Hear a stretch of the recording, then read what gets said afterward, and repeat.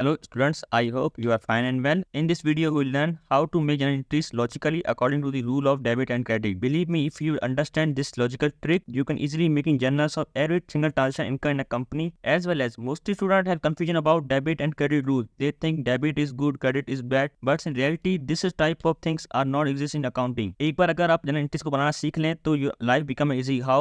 Because journal entries are the primary part of accounting. In every chapter you learn in your class, college, in university, journal entries are used. This video is divided by mostly two parts. First part is based on the logical trick of debit credit rule, which is called dealer, and second part we solve the numerical and your all the confusion related to journal entries are clear. In the accounting process, first is source document. Source document is basically is an invoice and the evidence of transaction that incur in a company. This evidence shows which date of transaction has been incurred, मतलब किस date को transaction की इंकर हुई है, कितनी amount थी इसकी और किस कैटेगरी में लाई करती है. सोर्स डॉक्यूमेंट को मैंने lecture 2 of accounting cycle playlist में डिस्कस किया है, आप इसको वहां से सीख सकते हैं. Second is journal. Journal basically means recording. Provide systematic way of recording to transaction in the chronological order. Mean journal में क्या करते हैं, हम ट्रांजेक्शन को रिकॉर्ड करते हैं क्रोनोलॉजिकल ऑर्डर में, mean day by day. Mean this is the concept of debit and credit. Mean हमने पढ़ा था कि every transaction has two effect, first is debit and second is credit. तो जर्नल्स में हम बेसिकली इन ट्रांजेक्शन को डेबिट और क्रेडिट में क्या करते हैं, ब्रेक डाउन करते हैं. मीन जो इस वीडियो में हम डिस्कस करेंगे लेक्चर 3 में. After making journals then further move on ledger. Ledger basically is classify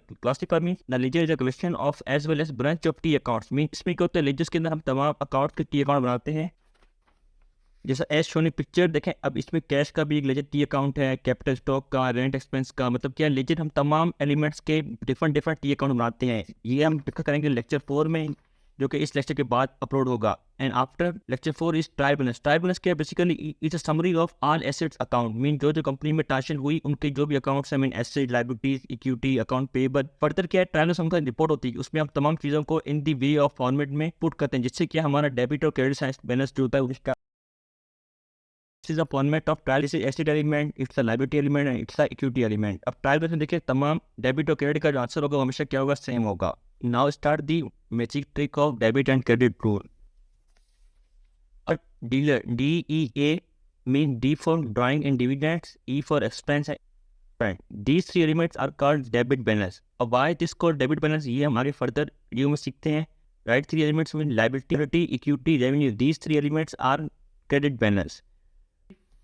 Firstly, discuss the D element. D is drawing and dividend. And what is drawing?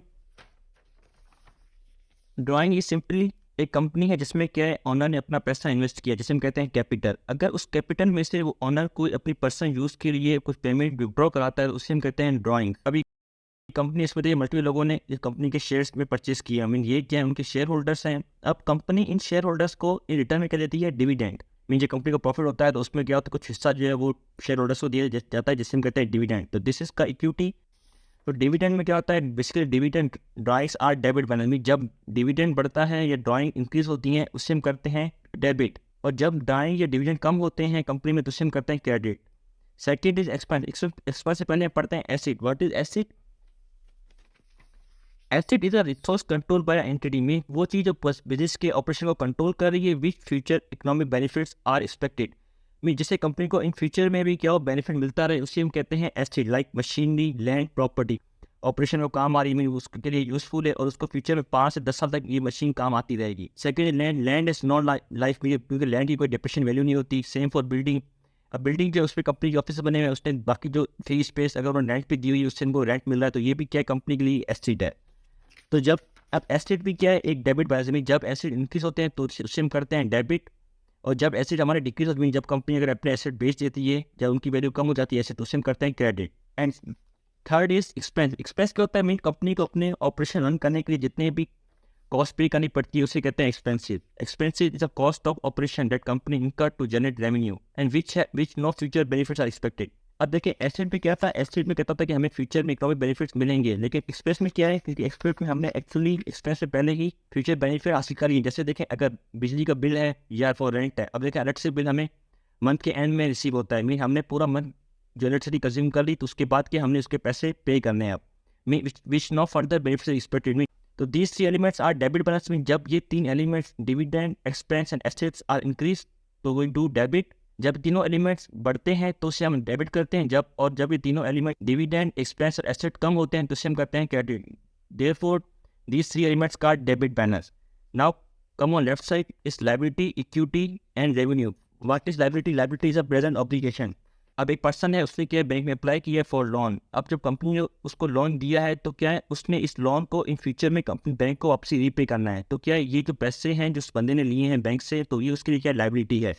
Simple liability में is a present obligation of entity transfer the economic resources as the event of past. Company से loan वगैरह लिया है अपने future project run करने के लिए, तो वो क्या है, उस पर लाइबिलिटी मीन उसने ये पैसे कंपनी को विथिंग मेच्योरिटी पे करने हैं. Simply means it's a claim of outsider on total assets of the company. Mean अगर कंपनी ने उस बंदे के या उस बैंक के पैसे ना दिए ऑन टाइम पर, तो क्या है, उस कंपनी के तमाम ऑपरेशन पे या तमाम एसेट्स पर उस पर्सन का क्लेम होगा. अब पर्सन कौन है, मीन जिसने उससे पैसे लिए हैं, लाइक बैंक के या कोई बंदा क्रेडिटर है, तो दिस इज ऑल्सो का लाइबिलिटी. अब लाइबिलिटी जब हम पे बढ़ती है तो उसे हम करते हैं क्रेडिट, और जो लाइबिलिटी कम होती है उसे हम करते हैं debit. Now come on equity. Equity मैंने आपको समझाया अभी पिक्चर के थ्रू. इक्विटी क्या होती है, ये बड़ी कंपनीज के अंदर शेयर कैपिटल होता है, लाइक उसमें ओनर का पैसा भी इन्वेस्ट है और शेयर होल्डर्स का पैसा भी इन्वेस्ट है. मीन ये क्या है, शेयर कैपिटल कंपनी है, तो ये जब इसे हम कहते हैं इक्विटी या capital. And third is revenue. Mean कि जो भी प्रोडक्ट आपने मार्केट में सेल की या सर्विस किसी बंदे को दी, जैसे कंपनी को दी, उससे आपको जो पैसे जनरेट हुए, मीन जो आपको मनी रिसीव हुआ इन रिटर्न ऑफ प्रोडक्ट और सर्विस, इज कॉल्ड रेवेन्यू और income. These three elements are credit balance. Mean जब लायबिलिटी, इक्विटी और रेवेन्यू बढ़ते हैं तो उसे हम क्रेडिट करते हैं. जब लायबिलिटी, इक्विटी और रेवेन्यू कम होते हैं उसे हम करते हैं debit. Mean these three elements are credit balance and these three elements are debit balance. अब मैंने आपको एक चार्ट के थ्रू सबको समराइज कर दिया है, model rule of debit and credit. देखें, drawing, expense and asset, these three are debit balance. तो जब ये चीज़ें इंक्रीज करती हैं तीनों, ड्राइंग, एक्सपेंस, एसेट, तो इसे हम डेबिट करते हैं. जब कम होती है इसे हम करते हैं क्रेडिट. लेकिन liability, equity, revenue are opposite of this liability, equity, revenue जब बढ़ते हैं तो उसे हम क्रेडिट करते हैं, जब कम होते हैं तो इसे हम करते हैं debit. This is a simple magic trick of debit and credit rule. It's called dealer. I hope आपको ये अकाउंटिंग की जो लॉजिक ट्रिक थी, जिसे हम कहते हैं model rule of debit and credit, समझ आ गई होगी.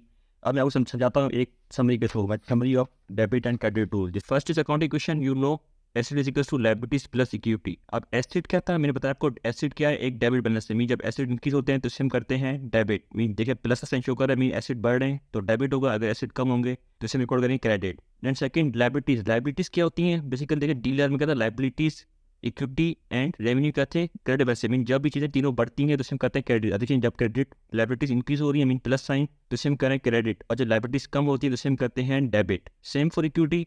इक्विटी में जब कैपिटल स्टॉक बढ़ता है तो इसे हम करते हैं क्रेडिट, एंड रिटर्न अर्निंग जब बढ़ती है उसे हम करते हैं डेबिट. अब इक्विटी भी क्या है, देखिए सेम कैपिटल स्टॉक की एक टाइप इक्विटी भी है. मीन इक्विटी क्या है, जब इक्विटी बढ़ती है, हमने पढ़ा था ना डीलर के अंदर, LER मीन L लायबिलिटी थी जो बढ़ती थी, करते हैं इसे क्रेडिट करते थे हम. E क्या था, इक्विटी. जब इक्विटी बढ़ती है उससे हम करते हैं क्रेडिट. में जब इक्विटी हमारी इंक्रीज होगी, प्लस साइन मीन शो ये में इंक्रीज हो रही है तो हम करें क्रेडिट. जब इक्विटी हमारी कम होगी तो उसे हम करते हैं डेबिट. रेवेन्यू R था लास्ट एलिमेंट ऑफ डीलर.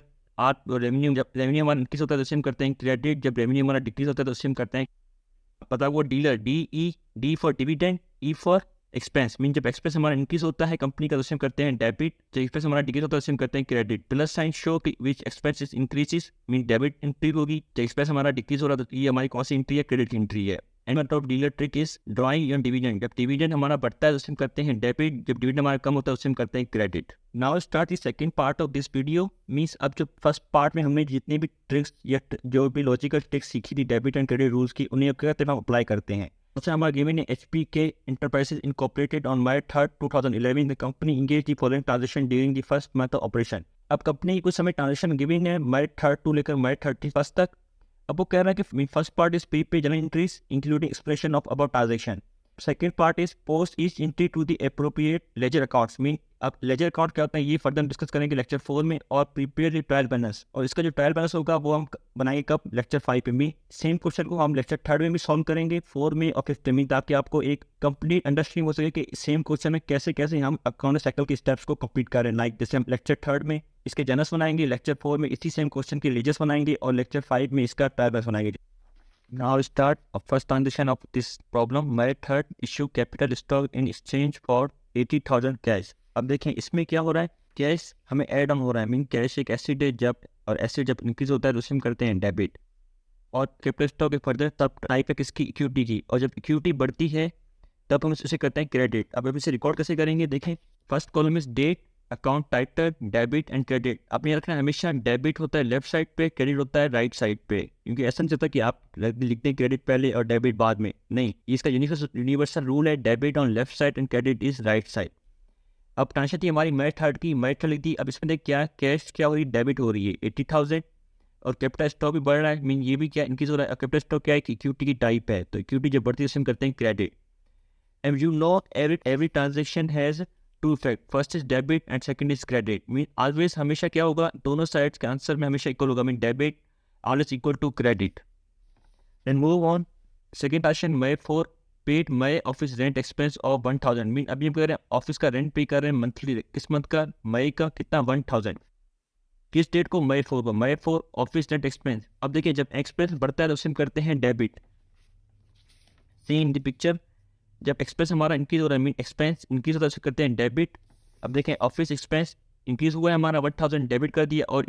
और एक्सपेंस में हम कम से कम पे करते हैं, रिटर्न में करते हैं कैश। मीन अभी एक्सपेंस हमने पे से किया है ऑनर को बिल्डिंग के, वो कैश में किया होगा और कैश क्या होगी हमारी कम होगी। मीन एसेट हमारा डिक्रीज हो रहा है। जब एसेट हमारा डिक्रीज होता है तो उसे हम करते हैं क्रेडिट। तो देखें इंस्टॉलेशन में office rent expense debit and cash is credit.